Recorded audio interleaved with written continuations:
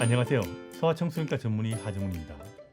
최근에 아기 머리가 한쪽으로 눌린 사두증인 아기들이 많아졌습니다. 심한 경우 얼굴이 삐딱해 보이는 경우도 있습니다.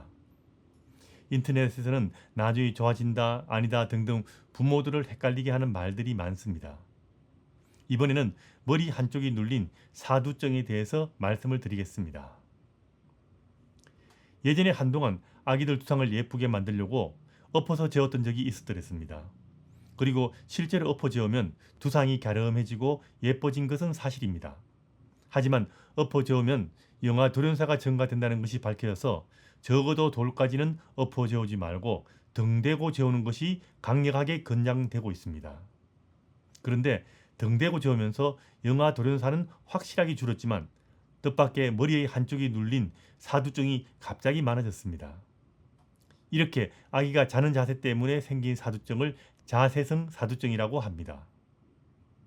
아기 머리뼈는 태어날 때는 부드럽고 쉽게 변형이 됩니다.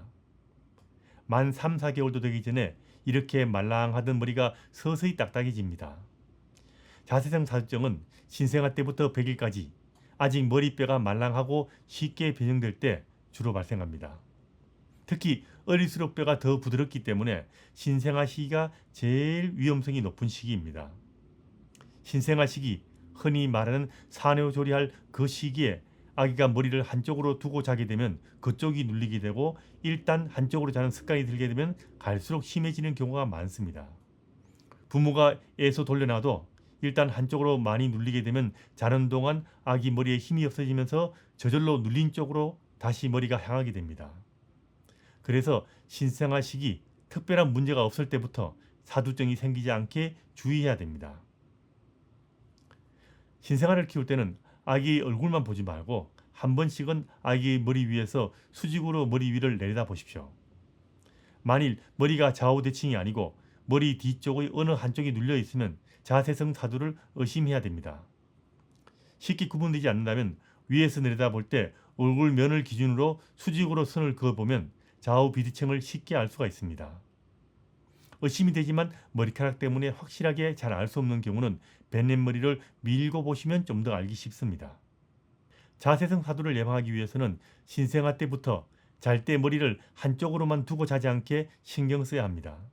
특히 산후조리 할 때가 제일 중요합니다. 신생아 시기 머리뼈가 제일 부드럽기 때문에 잘 때 한쪽으로만 자지 않게 특히 신경을 써야 합니다. 간혹 산후조리원에서 이거 신경 쓰지 않아서 산후조리원 태어날 때 이미 심각하게 머리가 눌려있는 아기들도 드물지만 봅니다. 이런 것을 막기 위해서 가능하면 부모가 데리고 자면서 아기의 머리가 한쪽으로만 눌리지 않게 주의해 주는 것이 제일 좋습니다. 그리고 아기가 한쪽 방향을 선호하지 않게 아기를 안을 때나 수유할 때도 왼쪽 오른쪽을 번갈아 가면서 안고 잘 때도 부모의 왼쪽과 오른쪽을 번갈아 가면서 위치를 해서 재우는 것이 좋습니다.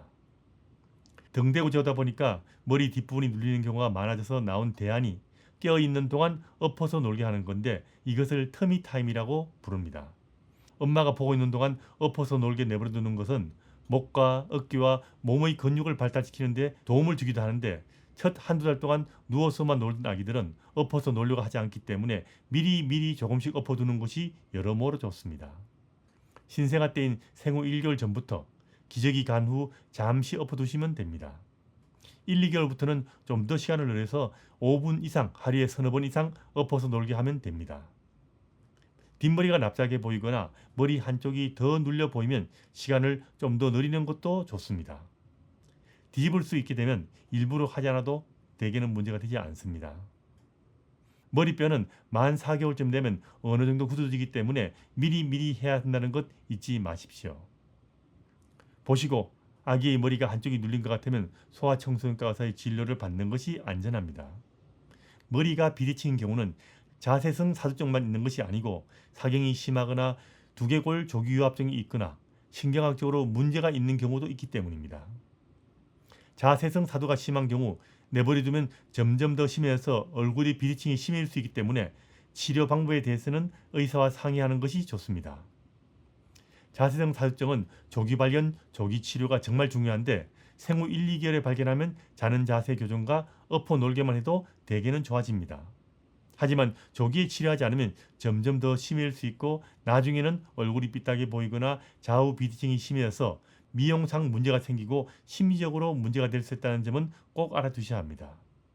가능하면 3, 4개월 이전에 자세 교정으로 두상을 교정하는 것이 제일 좋은데 심한 경우는 교정 헬멧을 사용할 필요가 있는 경우도 있기 때문에 아이 머리가 좀 삐딱하다 싶으면 접종할 때 아기를 봐주는 소아청소년과 의사 선생님에게 이 점을 문의하시는 것이 중요하다는 것 꼭 알아두시기 바랍니다.